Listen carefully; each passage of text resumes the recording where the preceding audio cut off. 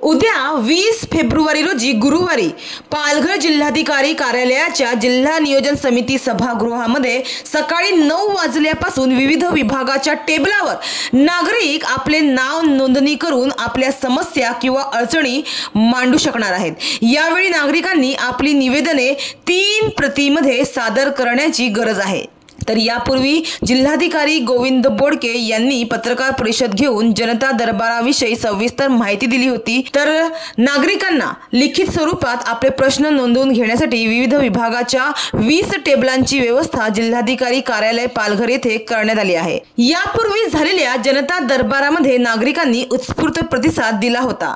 तर उद्या होणाऱ्या जनता दरबारामध्ये नागरिकांनी आपल्या समस्या मांडून आपल्या तक्रारीचे निराकरण करून घ्यावे असे आवाहन जिल्हा प्रशासनातर्फे करण्यात आले आहे।